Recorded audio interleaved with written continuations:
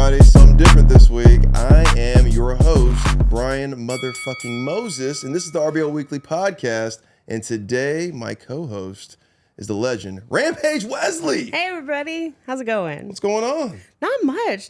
How you doing? Pretty good. I'm very far from you. I think this is very, I don't know why this is. I'm so far. I'm usually closer to Pat. Really? Interesting. They're keeping me over here. They're keeping me at bay. It's not on purpose. I think they just had to extend the microphones, or maybe they just thought I was wider than I am, but it happens.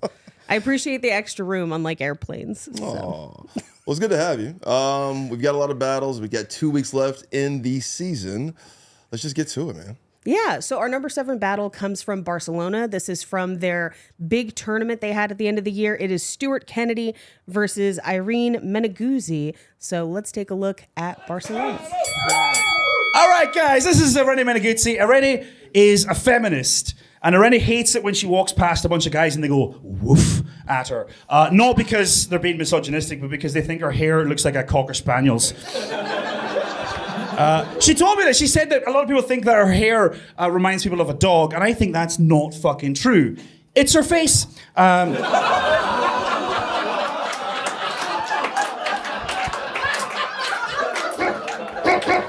her personality. And her hair. Yeah.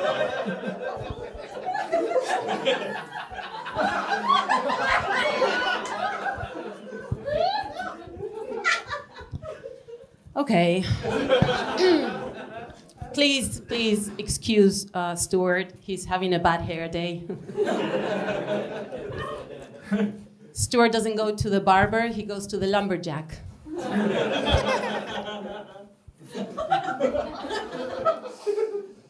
You want me to continue? Okay. If you want, yeah, sure. Stuart's girlfriend, Kim, lives with 3 rescue cats and 1 rescue Scotsman.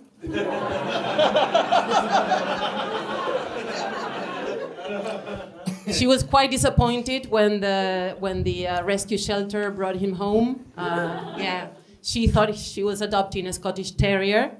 In fairness to Stuart, the description was hairy, grumpy, and bred to hunt vermin. So.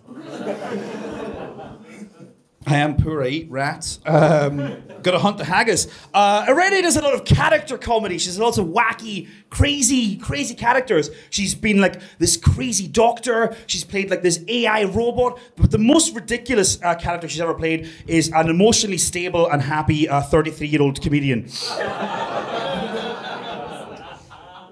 I was thinking, I was reading about the Falklands War, and it made me think. The Falklands War reminded me a lot of Irene's past relationships. It was a bunch of Argentinian guys getting the fuck out after 2 years.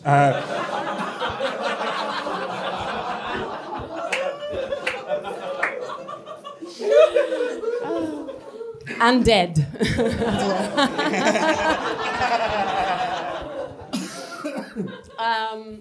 One time, a long time ago, Stuart had a shower.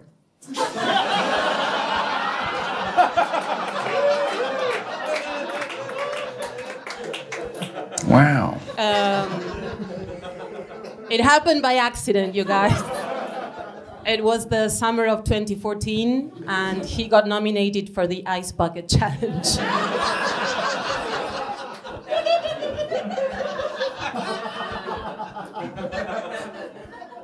Still wearing the same fucking clothes. Irene is a paranoid person. At least that's what all her friends say about her whenever she's not around.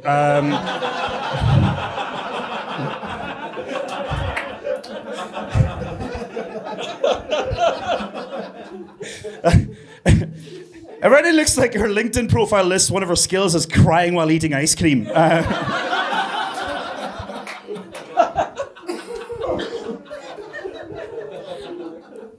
Oh my God, I do. How do you know? You have a camera, you pervert, in my house. Okay. Stuart sent a hair of his beard as DNA sample to try his ancestry. The result came back as contaminated.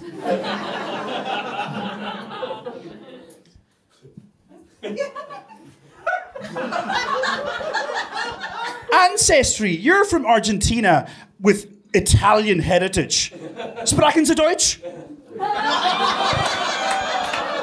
Nein! Holy shit.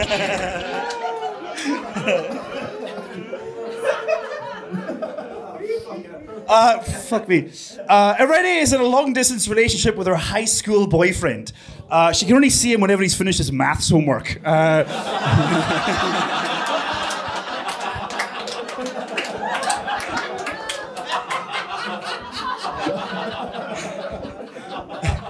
Yeah, I've never heard someone use the term long-distance relationship for meaning staring at a child through the school gates.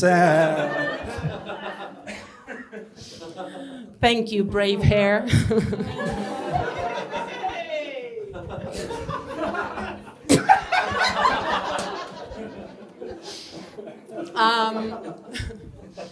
Stuart is a musician. He's very artistic, actually. He's like Banksy, because nobody knows what he actually looks like.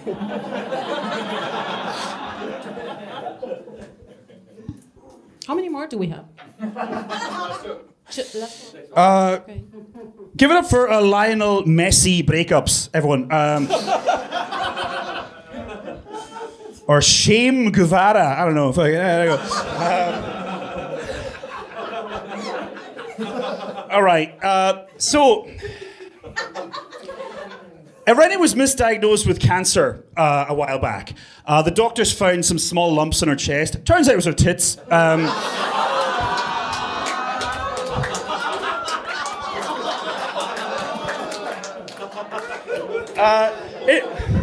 Interesting fact about Argentina. Argentina has this diverse marine life. They have a lot of seals there, which is interesting because that's exactly what she looked like after her failed chemo.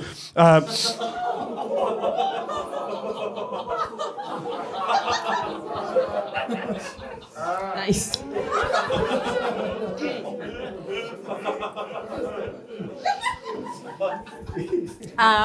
Everybody, this oversized garden dwarf is Stuart.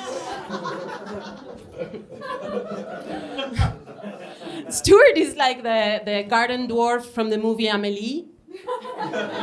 After traveling around the world and doing all the drugs together.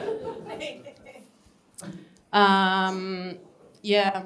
He's not the typical heavy metal fan, right? Like dirty and unfriendly. He's the typical Scottish man, dirty and unfriendly. Okay. And that was Barcelona. Now, I don't watch the battles. Yeah. You guys do. We did. I ranked this battle last night. I actually really, really liked this one. It was very different from some of our Barcelona battles. As you know, James Regal has been the guy for Barcelona all season. And this does not feature James Regal. I mean, he is a judge, but it was great to see two other Barcelona battlers doing great, having a great fun back and forth. Just basically giving us people to look at next season. So okay, that's fun. Keep your eyes out. Pat's going to be in Barcelona next week. I'm going to be in Barcelona next week. I'm so excited for you guys. Barcelona Have you Roast ever Battle been? Festival. No, Frank's I think is the only roast battler from America that's been over there. I've been over there, not for roast battle, just in general, and it's fantastic. It's one of my favorite places I've ever been. Yeah, the Comedy Clubhouse is blowing up. I saw that Trevor Noah, Michelle Wolf were over there. Yeah. So it's kind of a thing happening. Mark Norman was there. Maybe a month or two back. So yeah, shout out this Barcelona Roast Battle International Festival. With the craziest stage, I think, of almost any of the roast battle cities. It looks You like think? they're in the basement of a log cabin, and I don't hate it. It's kind of wild. I'm gonna take some pictures because I haven't seen the dimensions, but I feel like it's smaller than it looks small, and I feel like it's even smaller than that. I feel like this is the thing with most roast battle places, because the Belly Room is that way too. When the Yeah Mad crew was over from Australia, we warned them. We were like, it looks so much bigger on camera. It is so small. And they got up there and they were like, what? And we were like, they're like, how do you fit cameras up here? We're like, magic. Yeah. But I feel like Tokyo is the same way. Tokyo is really small, but then they cram people in there. Like it was standing shoulder to shoulder when I was there in Japan. So It's like a cultural thing. I feel like that's because there's so many people out there anyway. They just they just get used to it. They're like, it's just like the train. But I also feel like roast battle thrives in those small, packed, dark spaces. Exactly. So I that's think like that's a fight. incredibly Everybody's fun. crowding around it. Like what are they saying? Whoa! Did you see the way you hit them? Yeah, it's got to be something like that. It's got people be on top of each other. It's got to feel dangerous because there's dangerous things being said. Yeah, I used to try and describe what it was like pre-pandemic, like way back in the day in the belly room where we still had the wave. And if a joke hit, you'd have to like jump out of the way because the stage is not big enough for both of you. Yeah. So, but Exactly. yeah. All right. So, should we move on to number 6? Let's get into it. All Who's right. number 6? What do we get? Number 6 comes to us from Japan, from Tokyo. Now, this is really interesting because this features both the host of Roast Battle Tokyo, JJ Wackrat, and Troy Lewis, who has been their off and on champion for years. He battled Pat Barker back when I went to Japan, and he's battled a number of other people since. Kim Congdon, Kim right? Congdon. Recently. Yes, that was a fantastic battle as well. So this is Troy Lewis versus JJ Wackrat. This fentanyl-laced cube of Halloween chocolate is Troy Lewis.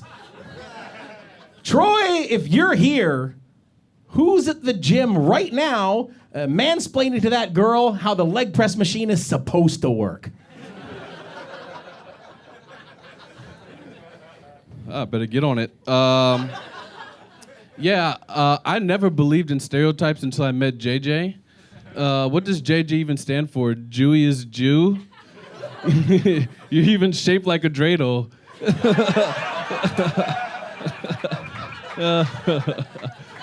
Today is Yom Kippur, which is like the only day of the year where Jewish people admit their wrongdoings, which JJ naturally hates. JJ actually prefers Hanukkah because the candles remind him of a birthday cake. Keep it going for Kevin Shart, everybody. Troy told me that he studied animal husbandry. Or that's just his way of saying that in college he banged a lot of fat white chicks. Yeah, but not as bad as you. No, they were big.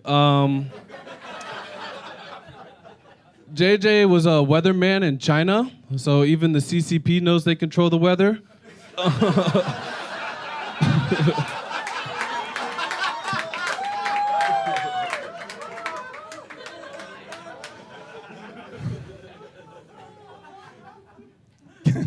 Give it up for P. Diddy, everybody.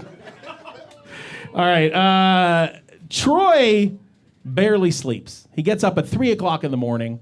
He drives his ass all the way out to another prefecture. He hits the gym. Then he spends all day working a job that's physically and emotionally draining before fighting traffic on the way back for 2.5 hours. Now that seems really dangerous to me, but the only accidents Troy's ever had are his second and third kid. Yeah, man, fuck those kids. Honestly, I just can't believe you called me P. Diddy, man. You need 1,000 bottles of baby oil just to fit through the door.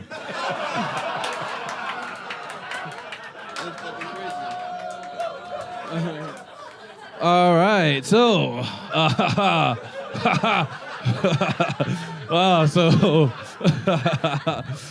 JJ used to be a member of the Canadian Queen's Guard, which is actually the perfect job for JJ because it requires no movement or eye contact.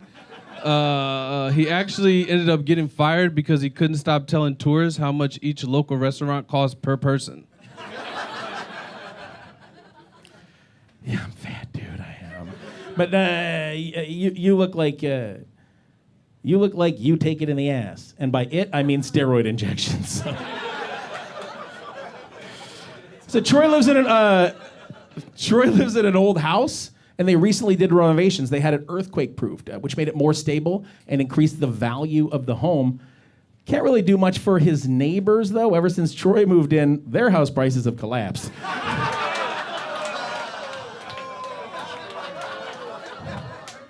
I don't give a fuck about those people.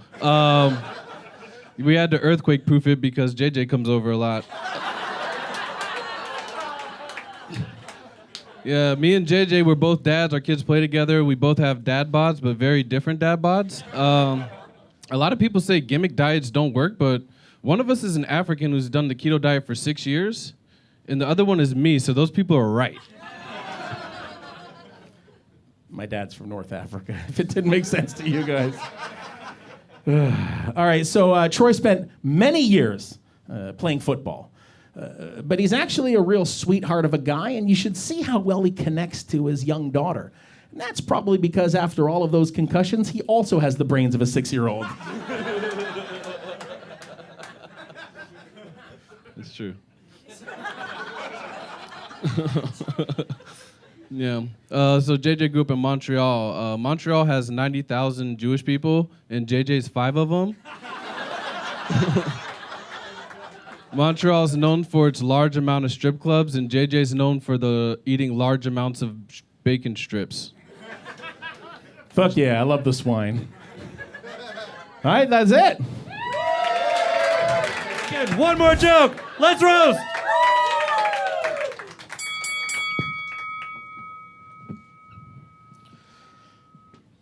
A lot of football players have chronic traumatic encephalopathy, which is CTE. It's a brain disease you get from getting hit too much. Now, Troy also has CTE, but he got it because his wife took too many shots. In his case, CTE stands for Children to Extend His Visa.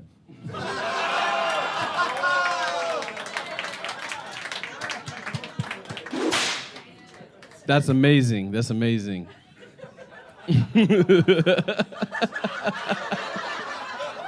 Woo! Fuck yeah, living in Japan. All right. Yeah, so JJ's fat and Jewish, but he also speaks French, so he's gay too. Like JJ said, he's a Moroccan Jew, so he doesn't speak. He's a Moroccan Jew, so he doesn't speak Yiddish, but he's also too fat to reach his asshole, so his underwear is skittish.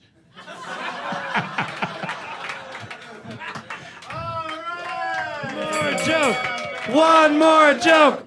One more joke. One more joke. Let's roast. Troy is from Baltimore, home of The Wire. It's also one of the unhealthiest cities in the United States. But Troy has decided to break the chain. He got himself an air fryer. Now he only sells low-fat drugs. You should be a customer.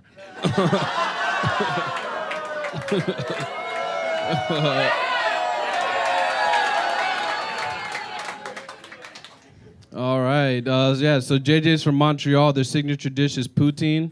JJ's eaten so much poutine that he's shaped like a potato and he bleeds gravy. All right, and that was Troy Lewis versus JJ Wackrat. What stood out about that battle? So I love this battle because Troy is on his game. That Troy is crushing every single second of this battle. MVP nominee for the city. Yes. And he's making use of everything on the stage around him. JJ doesn't battle that much. He's like you. You don't battle. Right. You're the host. That's Just a hosting. whole different job, right? But JJ at first seems kind of timid, but then he gets more comfortable on the stage. And even though he has kind of a different energy than Troy, it kind of works really well. This is one of the battles I really liked this week. Really? Yeah. Where now, granted, Troy won it. Okay. But it was fun to watch. And I think sometimes when a battle initially feels mismatched, it doesn't seem as fun. This one kind of energy-wise evens itself out, where like there's a definitive winner, but JJ was never out. Like he's getting laughs, he's working through his jokes, but he's battling a former champ. Right. You know, that's tough to come up against, but it's still a really fun battle to watch, and points for Tokyo in their division with no battle from London this week. Whoa. I mean, JJ Wackrat called his shot early. I know Josh Means in the Bay Area got a lot of the pub about calling their shot. Well, we'll see what happens in 2025 with the Bay Area. Yeah, let's not foreshadow. Jeez, Paige. I'm sad about the news already. I've heard what's happening and I don't like it.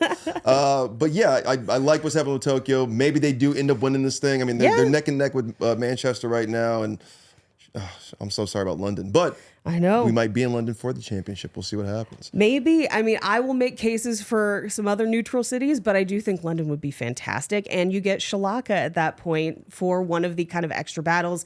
Even if London's not in the finals, that does give you the chance to showcase some of London's great talent. So. Exactly. And that's what it's all about, everybody. Absolutely. What's number 5? So number 5 comes to us from New York. So familiar faces from New York. We have Dan Wicks, been on the podcast many, many, many times. Back in the day before we had official RBL, Dan was the champ in New York for a while, and he's battled their best against Justin Kupo, who we have seen, but not as much. Okay. But Justin, I think, really shines in this battle. So this is number 5, New York. You want me to go first? Sure. You're. All right. Thanks, man. I was going to say, this is great because I've always wanted to say mean things to a Wawa cashier. Yeah. Justin looks like a Wawa cashier, and Wawa is the noise he makes when they're out of fries. It's great to be here battling the ghost of Aaron Carter. If you couldn't tell by his weird skeletal structure and the fact that his shoes have jewelry on them, Dan has mental issues. He's unemployed because his anxiety is so bad that he's scared of starting a new job. Don't worry, Dan. They're more scared of you than you are of them. That's great. All right. Justin looks like his favorite fruit is Pineapple Express. Justin hates when he's out of bong water because then he can't bathe. Dan, it's nice of you to take time away from tweeting about how much you hate the new Joker movie to be here tonight. Dan looks like a gargoyle that comes to life when you piss on it.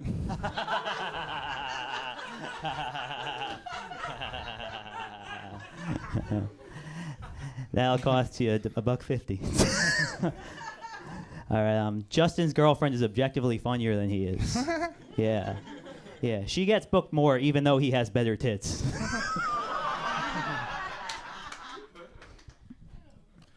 That's a good one, you Aryan youth pastor. Dan lives in New York, the city that never sleeps, because how can anyone sleep knowing Dan's there? That's great. All right. How can you sleep without apnea?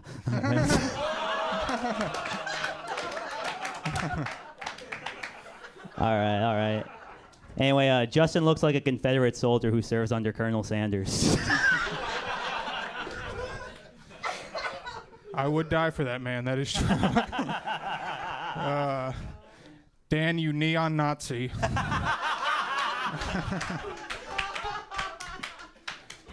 Dan's eyes are so far apart that he can stare through girls' windows on both sides of the street.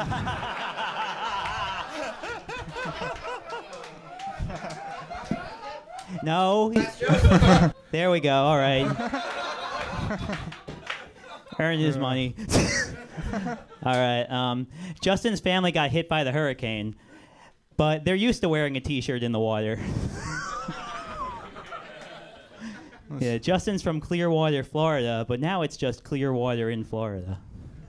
Oh, damn. That's sad, man. That's too sad. This is really mean stuff coming from a divorced middle schooler. That's all I'm saying. Dan believes in a woman's right to choose. That's why if he sees one walking alone, he'll say, "Do you want to do this the easy way or the hard way?" And that was the number 5 battle. Right before we get into the top 4, the battles that we do watch, that was New York. They've been the most consistent city, I think, on the countdown, which is why I think they're the points leader. Are they the points leader? Only barely. And at certain points during the season, LA has been slightly above. They've been neck and neck basically all season. Yeah, but I mean, New York really has just so much talent. They literally, I think they've only been off the countdown or off this podcast maybe twice this season. Yeah. And it's a long season. It's March 1st, November 1st. So, I mean, shout out New York. You just keep getting points, keep ranking. And Dan Wicks, who runs the scene out there with Pontillo, he's always a killer. So it's good to see him on the countdown 2 weeks before the season ends. And shout out Kupo. Shout out Kupo. I felt like he really kind of kept his cool during the battle. And just sitting in the calm next to Wicks, who is jittering the entire time, it really kind of served him. I also think it's interesting to note, New York is one of the points leaders. LA gets a lot of points, but we also travel more. So people from LA battle in other places a lot.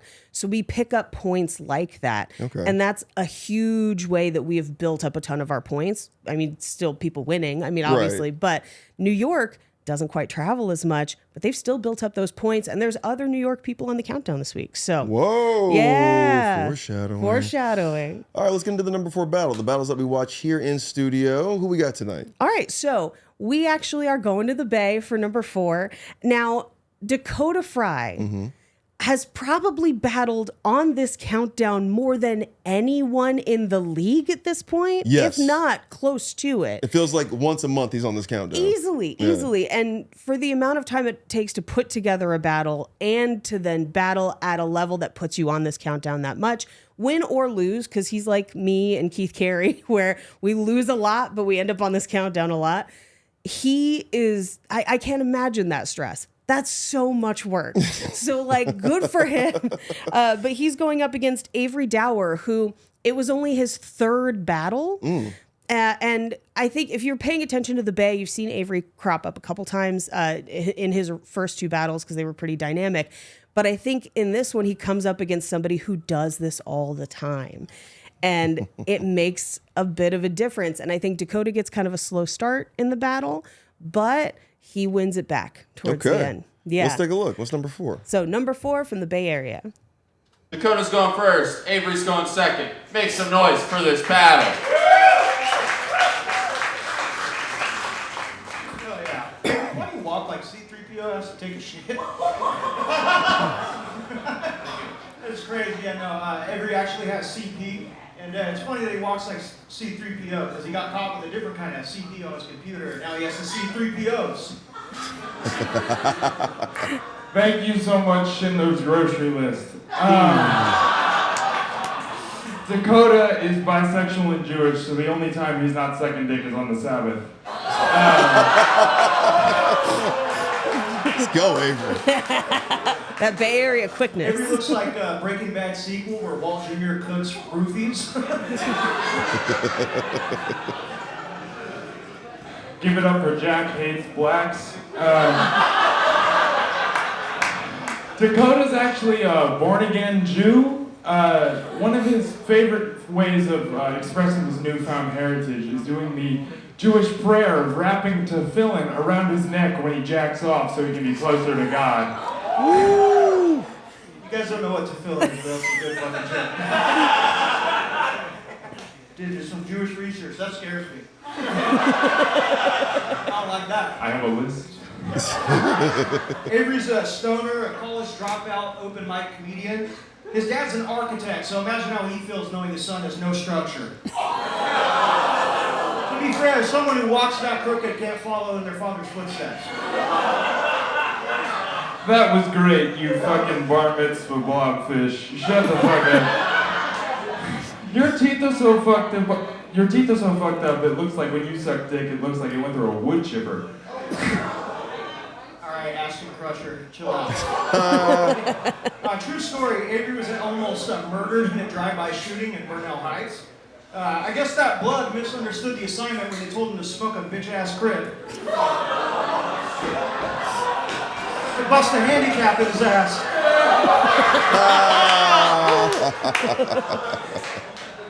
Dude, your body really puts the ball in matzo ball.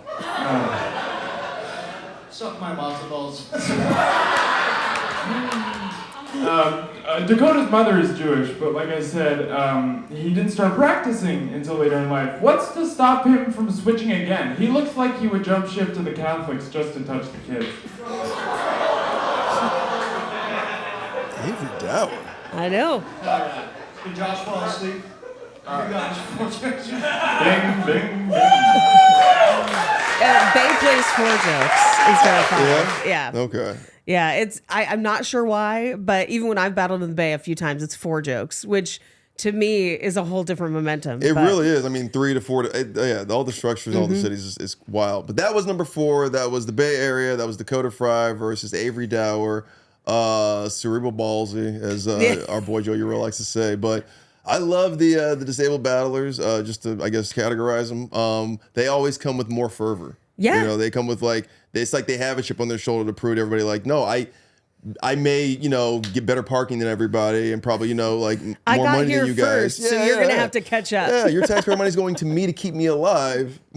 So this is how I'm playing it. So I really, but he had devastating jokes though. And he did go into a buzzsaw, which was Dakota Fry, because you can tell Dakota is just like in a groove right now. Oh yeah. He was on fire that battle. So obviously, I've seen Avery before. I forgot he battled Josh Means before. Yeah. That dude's very funny. And he proved it there again. Do you think he's adding more chains and a fancier yarmulke every time? I feel like the monster grows, right? Yeah.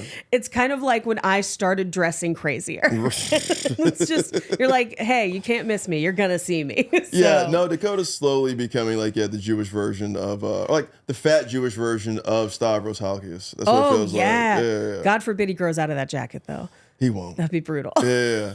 But you gotta find backups. He's got to be the points leader now. Like say him, John Luna, and I forget who it is. I'm gonna say Sorich is probably not Max Sorich, but Pat's not here obviously. But John Luna and I think Dakota Fry. But Dakota Fry is he's a point getter. He's definitely a points leader in the Bay Area. He's the most fun. That's why he's always on this battle. He's a big target. He's got great jokes. He's always formidable. So I just think as maybe a Bay Area MVP, he's got a lot to say. I mean, there's a lot of great Bay Area battlers, but I see Dakota more than anybody on this podcast. So I'd have to give him my vote. He did move into the league lead. So he put up 32 points. Yeah, just him. Okay.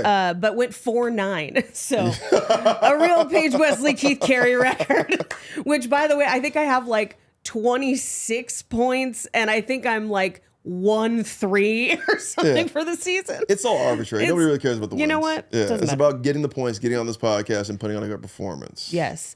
So, are you ready to move on to number 3? Yeah. So, number 3 is one that I think we were both in the room for. This is Los Angeles. This is Ryan Nesson versus John Luna. First? Okay. I'll go first, yeah. This is happening. Guys, Ryan, John, let's round! Guys, it's great to be here battling the exception to one size fits all. John has psoriasis. That's right. He's so fat, even his skin is extra crispy. John's such a chunky Mexican. He didn't have a baptism. He had a bean dip. Ooh. Let's a little bit of Nate Welch sprinkle on that one. Give it up for my opponent, Adam Sadler, everyone. Ryan made a lot of money selling Trump merch online. So he's kinky in the bedroom, but only to put his Mexican wife in a cage. John's Mexican. He can make that cage too. Jeez. John, you look like you were kept in a cage at a Borders bookstore. All right, keep it going for Winnie the Puta. John is what the gays call a bear. Yeah, he's like the one from Jungle Book because he blew his college roommate. He says he only did it once. I don't believe that. I mean, there's no way something went in his mouth and he didn't want seconds. It's a good joke. Dude, Ryan's face looks like Mr. Potato Head tried to put on all his stuff too fast.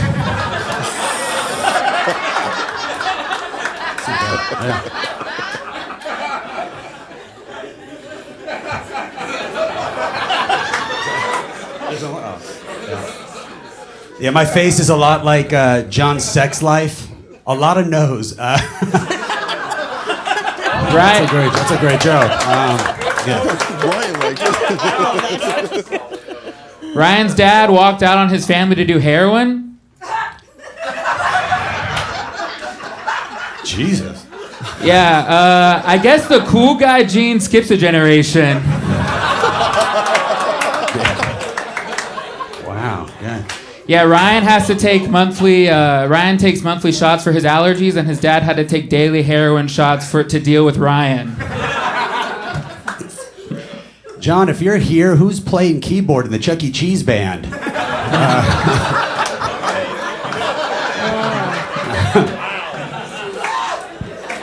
John almost lost a limb when he rolled his Jeep off of a trail. It's kind of like Final Destination. I mean, one way or another, you're losing that foot to Rocky Road.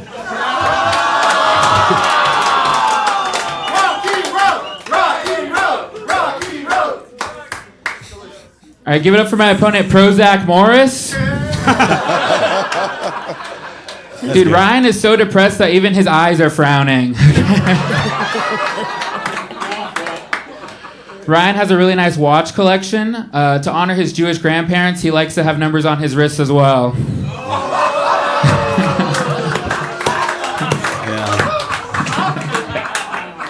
My relatives had numbers on their wrists. Weren't yours branded by the ranch hands? He's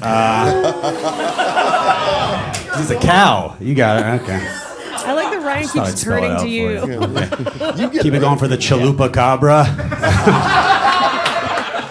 John's last name Luna is Spanish for moon, which makes sense because when his mom was pregnant, she should have taken one small step to the stairs and then one giant leap for mankind. Ah, man.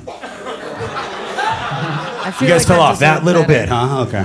Give it up for my opponent, John Revolta, everyone.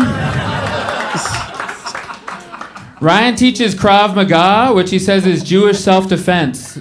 The first lesson is you shoot rockets at a Palestinian hospital. Yeah. John's just jealous I have a belt that fits. You are in better shape than me, you know? That is true, yeah. I lift weights, you're a heavyweight. Yeah, I think it's because you carry around the fact that your father left your family. But it's okay. Okay. Yeah. My dad died of stomach cancer. You'll know your stomach's gonna kill you someday too. I think I got one more. I mean, probably not. Yeah. John played Quidditch in college. You know the game from Harry Potter where you ride around on a fake broom and play a sport? Yeah, he rode a lawnmower, but same thing. Anyway, guys, he was the captain of the Quidditch team, and he was the treasurer of the Quidditch League. Guys, isn't that cool? Is that like great leadership skills? Isn't that special? You guys don't think so? John put it on his resume, guys. This is John's actual resume. It's right there under special skills. Anyway, I don't know what job you're applying for, but you're not qualified. Ryan played baseball in college, but he had to quit because he would start crying every time a man said to come home. That was so mean. That was the number 3 battle of the week. John Luna, world champion Ryan Nesson, 2 of the best we got here in Los Angeles, proving it, being the number 3 battle in the world this week. That was a lot of fun. We were in the room for that one. Yes. John Luna, man, he just continues. You know, I cut some of the battles for short form for the social media sometimes, and I happen to be cutting a lot of John Luna battles when it comes to that point. And man, that guy, he just has a lot of good jokes. Now there's a controversy, John Luna. Yeah, I wasn't sure if you wanted to bring this up. I mean, this is why we have this podcast, so we can talk about it. People are saying the guy's lifting jokes. People are saying he's kind of leaning on premises that have been done before, or he's got ghostwriters who were kind of doing, you know, that thing of they're just being lazy. Right. And I mean, I don't have definitive proof on any of this. However, I was sent a video 2 days ago by someone who found out I was doing this, and they were like, here's video evidence of jokes being used before. And I will say there are 1 or 2 that I was like, those are almost exact, and they've been on the countdown before, so it's not like they were not seen. Because here's the thing, back in the day in LA, we had like almost like a record of jokes that had been told, and you could search them back in the day to make sure that you weren't telling the same joke multiple times. We don't have that anymore. And also, people are telling jokes all over the world. You're not seeing every single battle. You're not even necessarily seeing every single battle on this countdown. I have the luxury of seeing almost every single battle that gets submitted as I'm on the ranking committee. So I will see jokes get reused. And I usually, when I'm ranking, will question, is this a case of parallel thinking where these 2 people probably never saw the same joke? Or is this a case of this joke was out there, this joke was on the countdown, this joke was highly ranked, you were probably also on the countdown, you probably saw it. And I think that's what's happening at this point with some of John's jokes. And so I think that's why people are calling it out a lot. Now, here's what I will say, and this is something that, oddly enough, Keith Carey and I were discussing this weekend.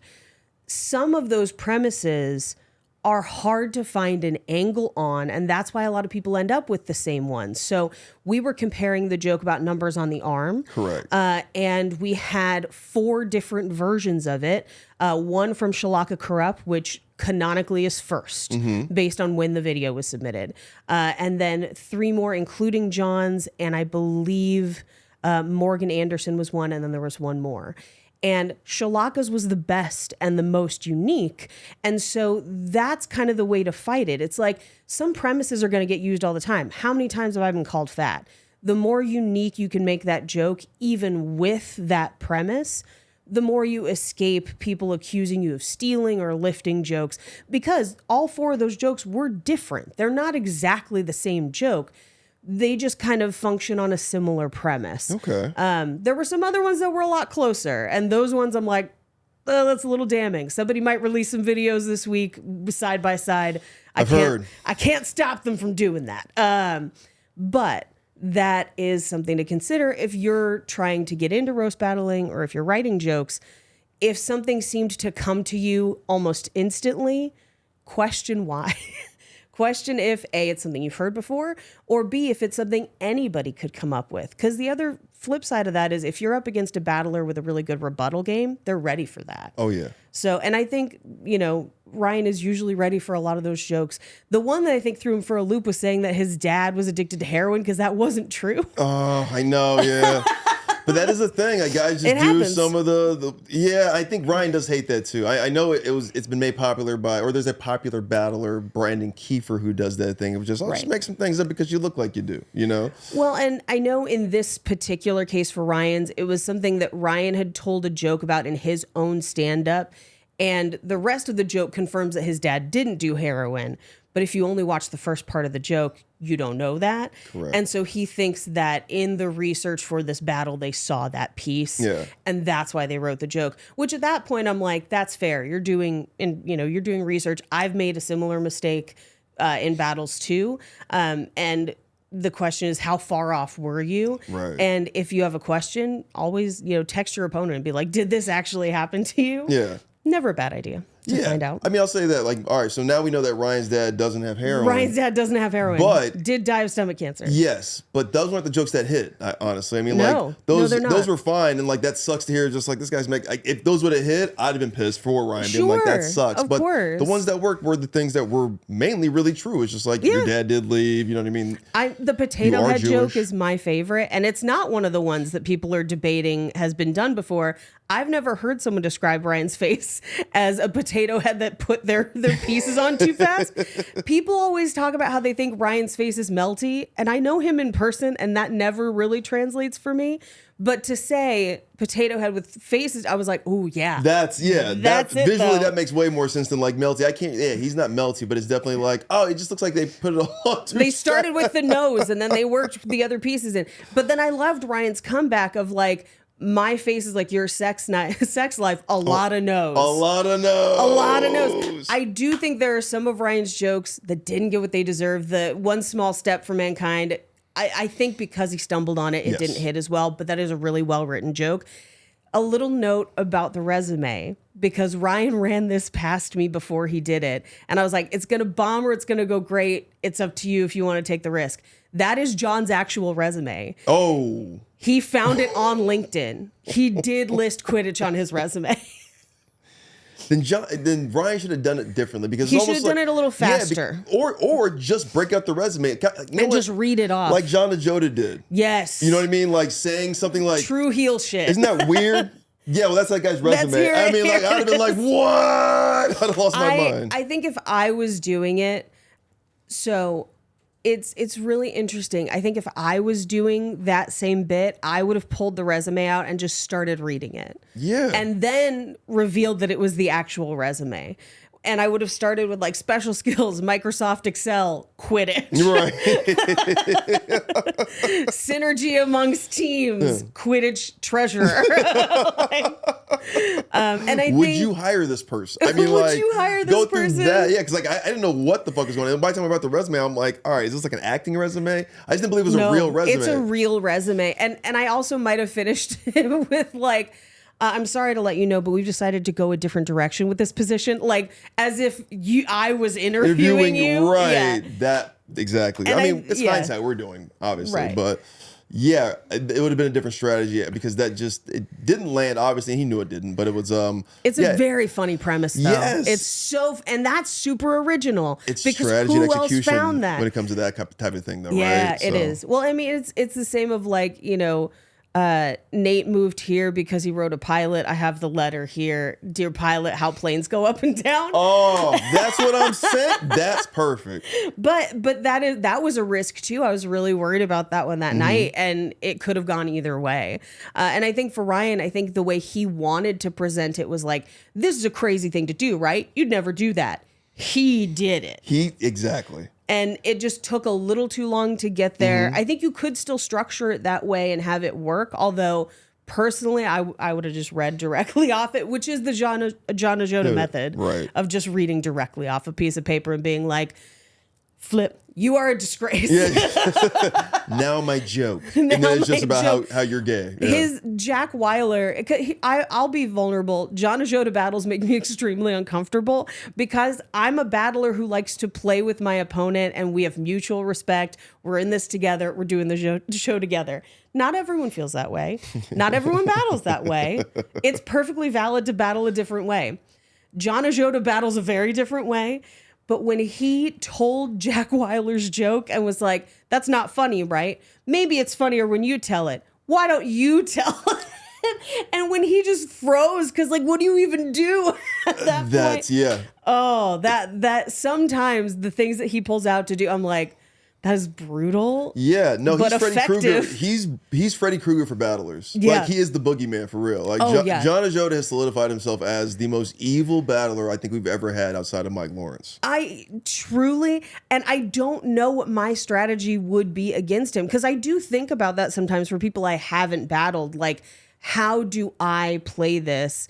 Do I lean into my likability or do I go mean? Because I think a lot of times I'm perceived as very nice and friendly, but I did write these jokes. So like there is the potential to go mean, and it may or may not help you depending on the battle. So I mean, his whole thing, I mean, I think just like, it's weird because you talk about finding your voice in stand up. It's kind of the same thing with battling. And I love that I've seen guys like Ryan Ness and figured out and found what their voice were like last year when he went that incredible run of just going undefeated, right? Nate Welch this year bringing this element of puns that he's the pun king. I mean, like we're taught in stand up to not do that, and then the fact that this guy is just he's making it work. It's his power move. Well, he's so good at it that when other people write jokes like it sounds like Nate. Like that's an incredible skill to have like solidified your voice so much that other people can't even do it. Yeah. It just sounds like you.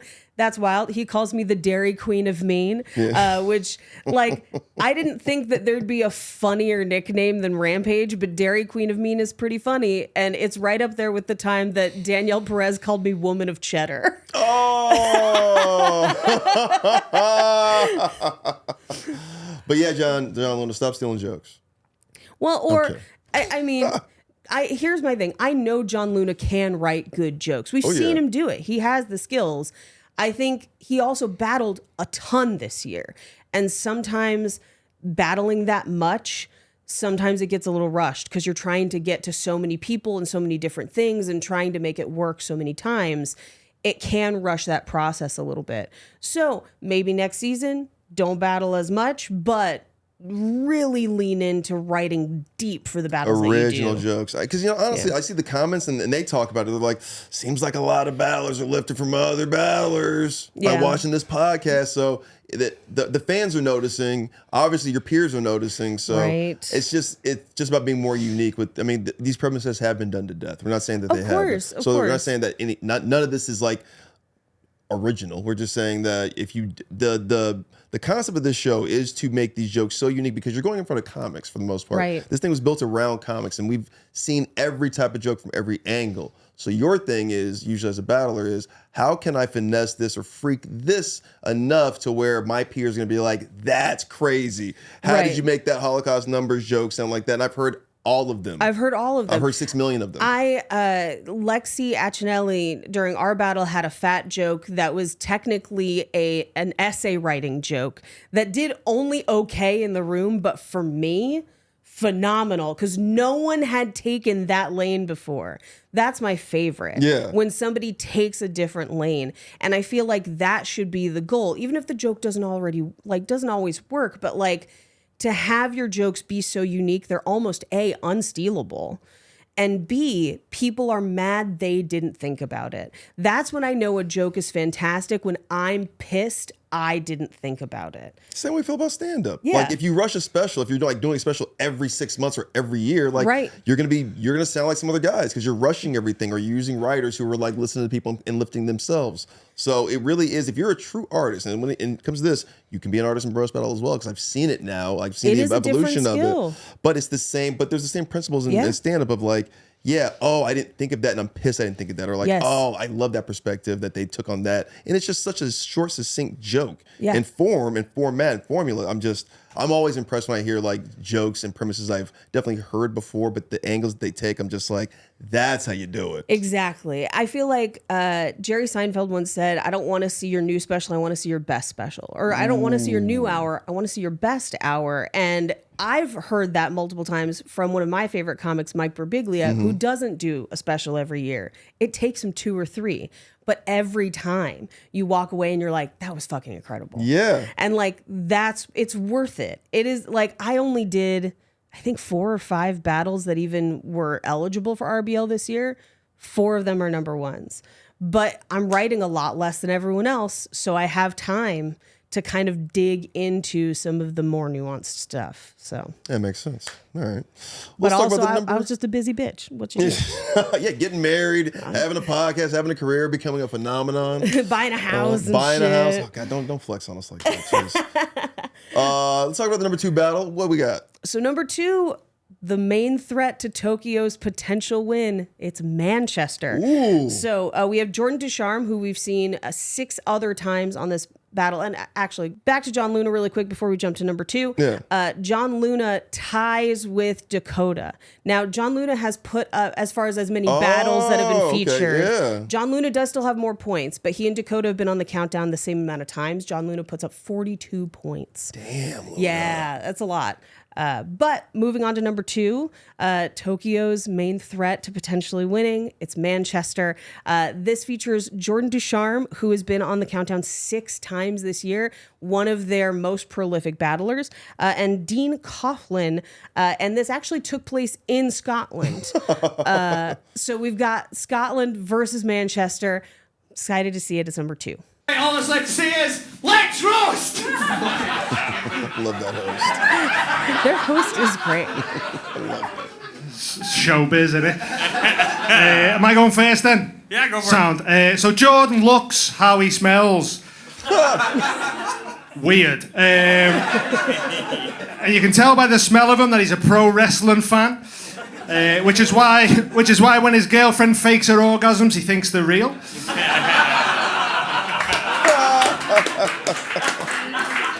I'm shocked he's got a girlfriend as well. Jordan loves wrestling so much his pronouns are WWE/him.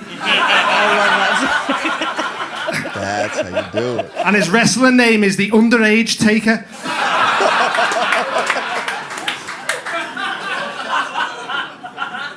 Jordan looks like he made his sex workers with wrestling moves. The Powerbomb Killer. There you go. All right, get it going for Dean Coughlin, everyone. No one cares. Yeah, nothing. Yeah, it looks like the last thing you'd want to see during an acid trip. Dean's dad was a drug dealer. It's just such a shame he sold some to his mom while she was pregnant with him. He is a fan of Marvel films, which makes sense. He looks like Robert Downey Syndrome Jr. Superhero name Iron Deficiency Man. Dean once fell from a tree and broke both of his arms. True story. We were so gutted that the noose broke.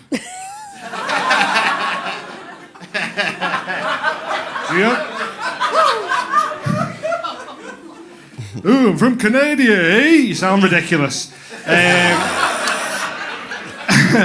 Like I mentioned, Jordan has a girlfriend, which I still can't believe.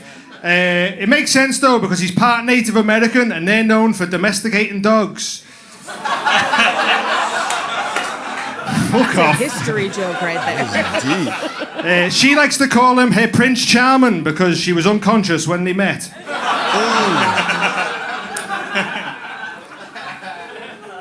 Jordan was circumcised as an adult, not for any health reasons, he's just too poor to buy an engagement ring.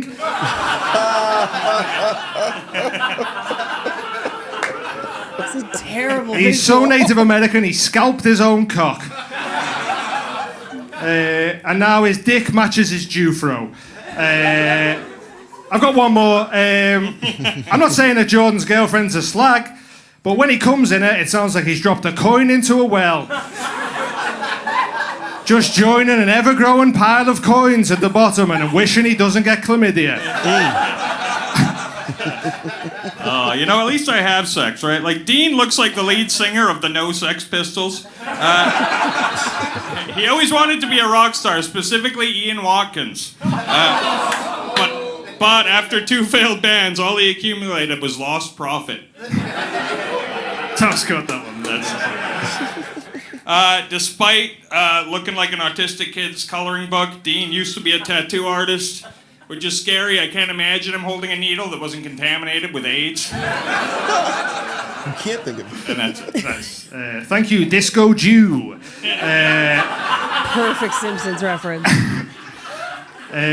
When Jordan eats a Snickers, he turns it upside down to feel the veins on his tongue.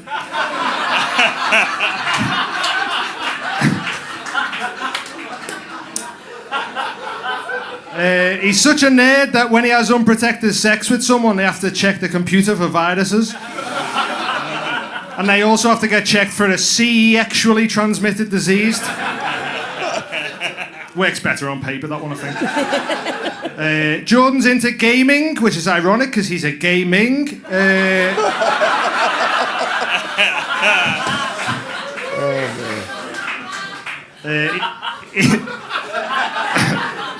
He looks like he paints Warhammer with bodily fluids.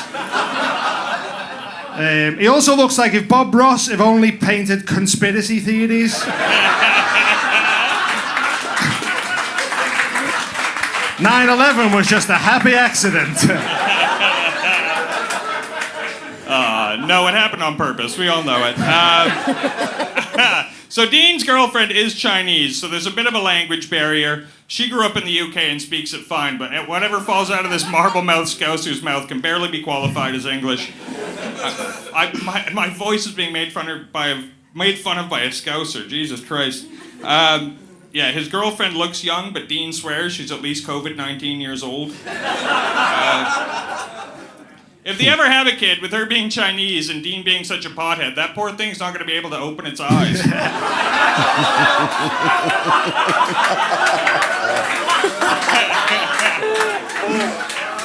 True. That's true. Round 4, are we on? Yeah. Jordan's friends describe him as alleged sex offender. People say you are what you eat. That makes Jordan an underage pussy.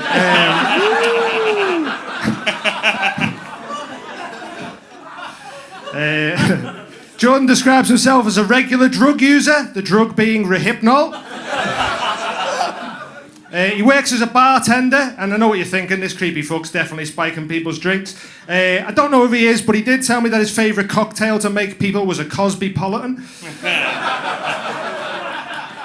And Jordan looks like he sends Valentine's cards to his favourite porn stars.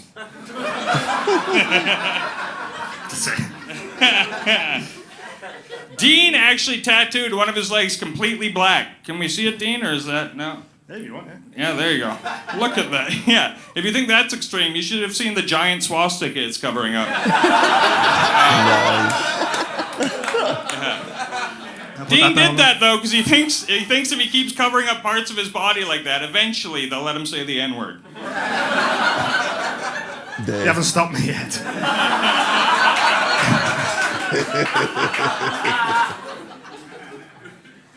You done? Yeah. Oh, sound. No, whoa. People like to take inspiration from their favourite comedians. Jordan's favourite comedian was Norm Macdonald. Hopefully he gets to follow in his footsteps and die of cancer. I'm glad Ryan laughed. That was sound. Statistically. Jordan says he hates the cops. I'd hate them too if they were always foiling my rapes.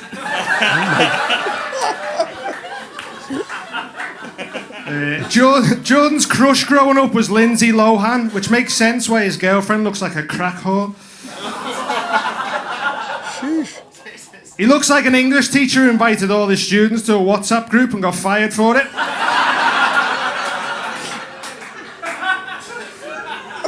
Last one. Jordan lost his virginity in a van at a music festival, making it the worst thing to happen to a young girl at a concert since the Ariana Grande bombings. Manchester. That's why I said last one. All right. I got one more, but before that, keep it going for Spack Miller, everybody. Dean's favorite kind of porn is UFC, actually. Uncles fucking children. Jokes aside, he loves cage fighting. His favorite fighter is Francis Ngannou, which makes sense. Liverpool has a long history of locking Africans in cages. It's actually a portrait of Francis Ngannou. That was for Francis.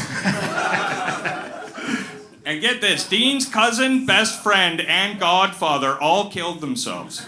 But Dean still counts himself lucky. Because he won that game of Russian roulette, fair and square. Yes, man. The number 2 battle in the world this week. Jordan Ducharme, Dean Coughlin, out of Scotland. Manchester. No, it was in Scotland, but it's in Scotland. A Scot and a Manchesterian. And a Canadian who lives in Manchester. Yeah. Jordan actually runs the Manchester scene. Yeah. He's great. But that was a hell of a battle. I see why it's number 2. That was a lot of fun. Mm-hmm. Dean Coughlin, man, that I love. Obviously, I was talking about great joke writing and fun and premises that are like turned around and freaked, and I like. Yeah. Perfect example. That guy had. I mean, he was a machine gun with the jokes, obviously, but it was just so many things. He was nailing him on just being a pedophile. I mean, it was textbook roast battle of like, all right, weird, unkempt-looking white guy. He's a pedophile. He's right. It's like all the things. It was perfect. I mean, that was textbook. Oh, yeah. Jet fuel can't melt happy trees. It was fantastic. I love a good 9/11 joke that is also still somehow a pedophile joke or a conspiracy theorist joke, I would say. This was great. Just the sheer volume of jokes. I think for me, the most impressive thing is that many jokes fit on such a small piece of paper that Jordan had up there with him. Like, I don't know how small your handwriting is. Yeah. But it's and you can see it like, too. Yeah. I mean, it was like a little square piece of paper that, like, obviously he's got, like, his hands are sweating, so it's probably like, it's like big stains in it he can't even see anymore. I'm secret old, so like I'd be up there like with your readers on. Yeah, just like shh. Yeah, it's crazy. I always admire, like, I know we get on people for looking at their phones and not knowing their jokes and things like that, but when you're doing that many jokes, like that's 4 battles worth of jokes for anybody else. Yeah, they call them rounds. They don't even call them like, all right, how many jokes is this? It's like, round 1 is we're doing brrr, brrr, yes. Brrr. So they call them rounds. I'm like, okay, now I get why Scotland does that, but geez, you guys, it is so many. And honestly, kudos, because there's a lot of American battlers or former battlers in the committee. And I always see Scotland up at the top. Oh, yeah. Like, they're never like in the back of the list. It's always usually towards the front of this countdown. And I'm always like, it's interesting because when I listened, especially in the beginning, I couldn't understand. I feel like they did get a little better enunciation wise. I personally have watched every season of Outlander, so it was never a problem for me. But I am always impressed because I know how many jokes I write where I'm only going to use 5. Right. So to dig that deep on somebody with so many different topics, because you can't just write 27 jokes about somebody being a pedophile. You've got to hit conspiracy theory. You got to hit people died. You got to hit all the other things, because otherwise people are going to get bored. Like, I don't know if you remember, Dan Nolan tried to do 5 jokes about my tits at South by Southwest. And by joke 3, the crowd was like, no. So you have to switch it up, or else And to try and find that many angles, like it's something I always try to do where I'm like, what haven't I written about yet? What haven't other people written about yet? But even then, that's so much work. It's so much work to end up with that many that are battle-ready jokes. So it's good to hear that, because I was always wondering what that was, and I think it is you guys just respect the joke writing so much 100%. because I mean, like they're firing off so many, but like at least 80 to 99% of it's always great. It's never like, oh god, this is like they're doing 80 jokes that are shitty. It's like they're doing probably 66 to 80 jokes that are fire. And I love short form roast battle. It is my favorite kind.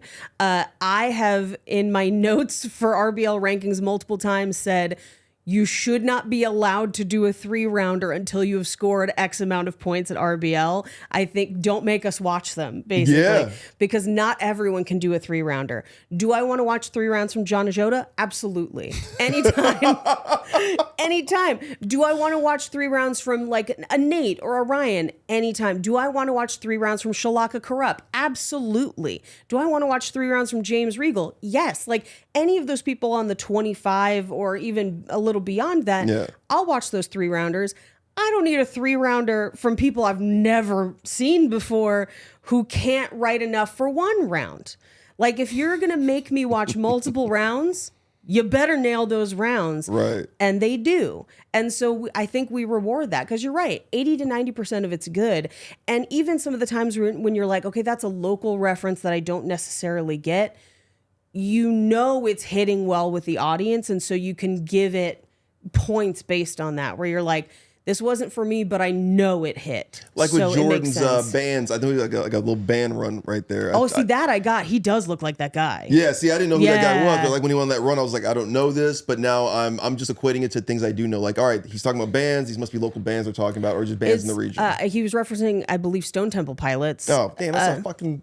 And he does look like that guy. Just facial structure. Yeah. It's one of those things that I think is a deeper cut than I would have gone. This is something Pat and I talk about all the time because Pat does not write visual jokes like that often. It's just not his personal joke vibe. And I do it a lot where I'm like, this person looks like this. And he's like, I don't see it. And then it'll do really well. Yeah. And I think some people are better at that than others. And if I was looking at him, I might have made that same inference, but I probably would have said, I don't know that this will do well enough in the audience, but he gambled and it did. Yeah. So, STP, I didn't know it was so big in Scotland. I mean, yeah. Who knows? All right, let's get to the #1 battle in the world. And it comes to us all the way from the Comedy Mothership in Austin, Texas. This is Dylan Carlino out of Austin and Malia Simon from New York. I gotta say, Austin gets the points for this one. Absolutely. Doesn't matter, they're eliminated, but this is a hell of a battle. That's why it's #1. Let's get to it. Dylan Carlino versus Malia Simon. All right. All right. Dylan, Beard, let's roast! Okay. I'm so grateful Malia could even be here tonight. Recovering from major surgery is no joke, and that you can't even tell that monkey ripped off half your face.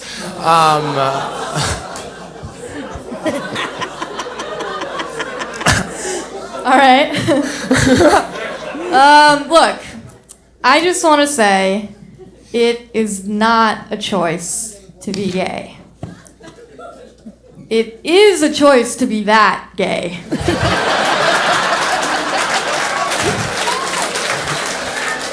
I mean, do you have to do that much of the voice? Like...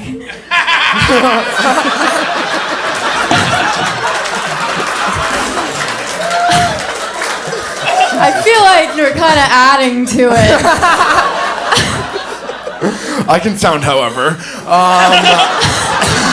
You see?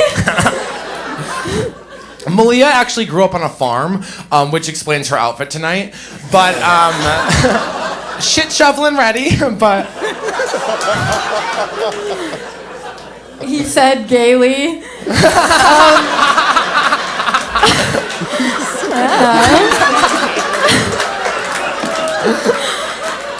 Look, I mean, honestly, it's kind of a shame we're battling. Like, Dylan, I know you'd rather be in some bar bathroom calling me a queen right now. Like, I think all women are cunts, but the truth comes out. No, Malia, if you're here, who's cock blocking all of your hot friends? Nice.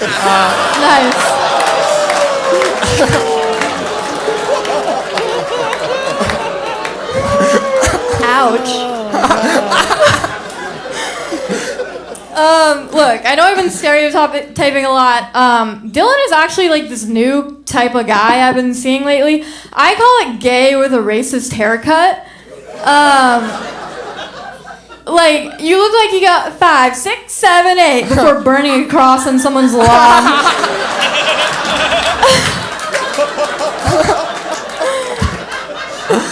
Oh, you've never brushed your hair. Oh my god.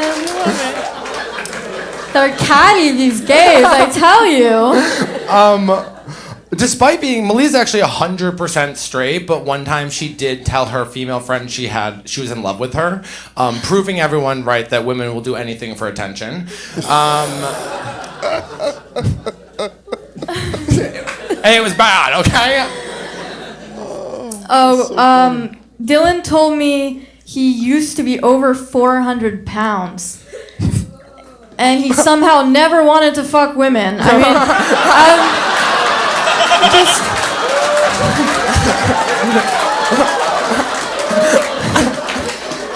Quite the coincidence, you know? That's all.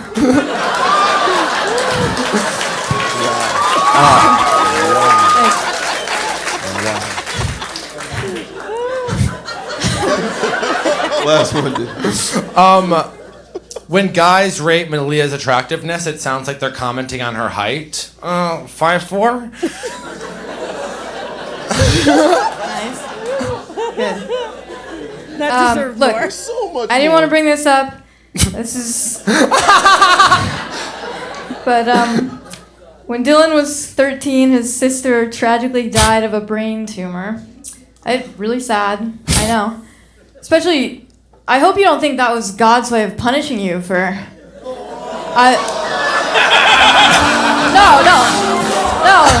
Forget it. Malia Simon, Dylan Carlino. That was the #1 battle in the world this week. Coming out of Austin, Texas. Dylan Carlino out of Austin. Malia Simon from New York. Malia is an MVP candidate.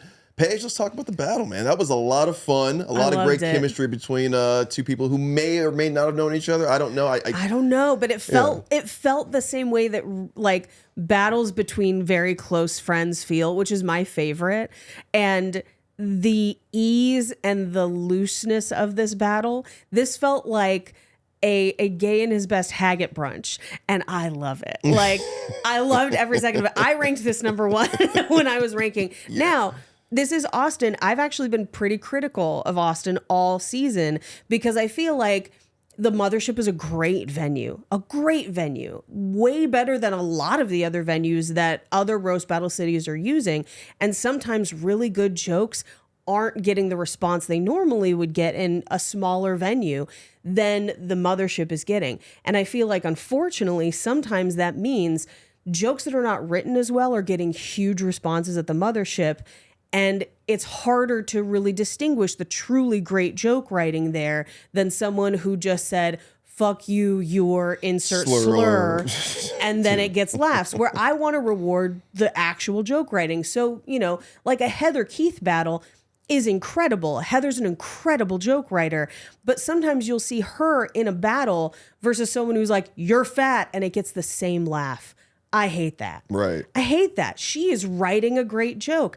And I feel like what I have seen this season is women battling in Austin, doing the work, writing amazing jokes, and finally at the end of this season getting some credit for it, where I've been ranking them higher because of some of those battles. There was a battle 2 or 3 weeks ago between two girls. I unfortunately don't remember their name, but the back and forth in that battle was insane. And I was like, this is what I want. Yeah. This is what I want. Actually writing jokes and getting that response, not relying on the slurs that you know the audience is going to laugh at. And this was in Austin or this was in New York? This is in Austin. That battle you're talking about? Yeah. Really? Yes. Was that Quinn versus Sam Minnie? I don't think so. I think Okay. that one was a little before. I'd have to Yeah. look at the names.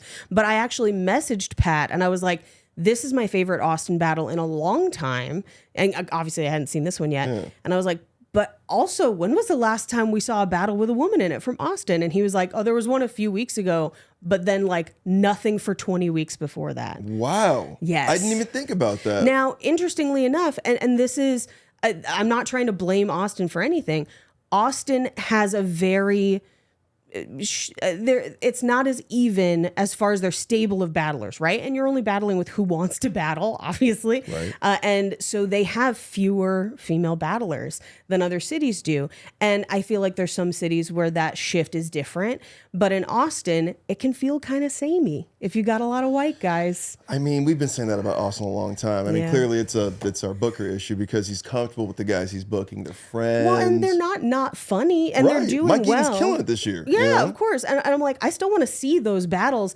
I just want to see more of what Austin has to offer because there has to be more, There right? is, yeah. It's this new comedy mecca. There's got to be more. Right. I want to see more. So Austin next season, more. Like, give us more people. But I think, and you're right about this, and it is that thing of like, you hold Austin to this weird standard of like, yeah, you guys are comedy Disneyland, so you guys just like being there for the ride. Right. Right. So it doesn't really Right. matter. Like, we're PhDs in comedy, right? So we're looking for that clever thing, not so much like the big punch, you know? Right. But they're looking for that big punch. And I think Matt Broussard said this. He was like, I had to learn in my stand-up. I just had to like get out of being clever and then look for the big punches because that's what's going to get me into theaters and bigger clubs. But being clever in roast battle in I would say in the original meccas like your New Yorks and your LAs, they appreciate that more because there's more of Right. there's more history of the art there. I feel like when it comes to joke writing, stand-up, things like that. Austin is this new scene. It's not a new scene. They're the home of kind of alternative comedy when it came to like the South, things like that. Bill Hicks comes from there. All these guys come from there. Sure.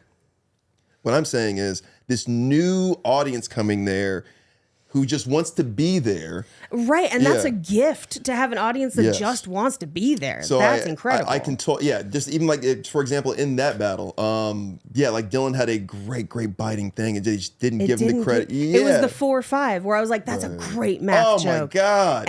And it's not getting much because people aren't thinking about it. One of my favorite battlers in Austin is Ryer Cameraman. Yes. Because Ryer is so unique. And sometimes the jokes border on not making sense, and sometimes they're brilliant. And like watching those, Ryer versus Dan Nolan, probably one of my favorite battles I've ever seen. Yeah. But I want more of that. I want more weird. And I think maybe as they grow and as they do this longer, roast battle attracts the weird. Yeah. If they see other weird there. Yeah. And so I'm hoping that'll happen in future seasons. I think I was trying to get to with the booker out there. I think they run into this thing. They get scared to not have somebody kill because Right. they're all addicted to killing right now because that's the Right. thing of like if you're not killing, you're not good out there, and you can't be in our club, right? Right. It's real cliquey like that, and that's kind of like that's what the scene is kind of espousing a little bit. Like they're pouring that out there, especially because of the kill Tony of it all, right? They Do you all think want they're to just kill, afraid kill. no one will watch them if they experiment? You're putting up these guys don't kill, Adam or Mike or God, I love the other guy, Matt Bellick, right? Yeah, the guys that kind of run that scene out there and book that show. They're not like us in a sense of we get every week to kind of showcase some new people. Right. They get 2 or 1 time a month and Right. they can't really fuck it up. Yeah. So I get why he's like going back to the well so much because he can only trust the well. Sure. Yeah, so I do understand. So when they see somebody new like a Sam Minnie or a Quinn or a Ryer, they're like, you got to see these guys because they impressed us, and we're just addicted to killing. Yeah. So I get where they're coming from. It sucks for us, Sure, because we're looking for new talent all the time. I want new weird stuff, and because that's where we get the weird jokes, because you have someone with a different perspective. Yeah. And they're not going to write the same joke every time. We're not going to get 4 of the same number on the wrist joke. We're going to get something different. That's what I want. Yeah. And that could be any number of people, And so I just want to see more because I know there's more out there. There's no way there's not. That's a call to action, Austin. We want more battles, not just females, but all kinds of stuff. We want everything. If you got really funny white guy, bring them too. We're just saying we want to see more of them. If you got a white guy with a weird perspective, I want to see that too. Bring them on. Yeah. We love who's it? Colton Jones, and who's the other guy? Mumford Davis. Mumford. You know what I mean? Like we want guys like that. Yeah. I mean, so I miss Casey Rocket too. You like a character. That's roast true. battle is prop comedy.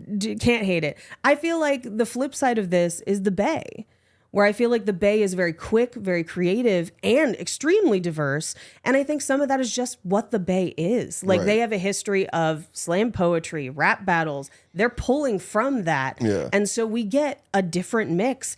And the numbers don't lie. The Bay almost ended up in playoff contention this year. And depending on who was playing there, that point shift might have been different. Well, let's talk about the point shift then. Let's look at the Let's do standings it. and what's going on until the last 2 weeks of the season here. The West Division, clearly, everybody's eliminated, even the Bay. Yeah. And it looks like LA is now the point leader with 162. We go to the East now with New York at 140.5. Everybody's eliminated. Sorry, Chicago, Cleveland, Atlanta. You've been out for months. But what in the United States? What really stands out to you? I mean, obviously we're 2 weeks left and we know what's going on. 2 weeks left. London has been eliminated. So we will not see London in the playoffs this year. It is down to Tokyo and Manchester, and they are only 4.5 points apart. I didn't even see that. Oh no, London, no! Well, but that makes London neutral territory. So we could be out there. have the playoffs out there. We could be the You championships could in be out London. there. All right. But Tokyo and Manchester, that means that Manchester would have to have a top 3 battle, and Tokyo would have to basically get nothing in order for Manchester to win. It's 2 weeks left. There's 2 weeks left. There's 2 weeks left. That could happen, but I think for me, because I ride hard for Tokyo. I love Tokyo. I feel like they are very innovative. They are very diverse. They invite battlers out to fight with them. They throw a big roast fest every year, and they called their shot, and they fucking did it. They did it. 2 weeks left. We don't know what's going to happen. We know that we have LA, their LA. MVP, the New York MVP, and the Scotland MVP. Who's going to battle those 3? Is it going to be Tokyo or Manchester? 2 weeks left. Paige, anything else? Oh, I'm just excited for Tokyo. Tokyo 2024. Let's go. Let's roast!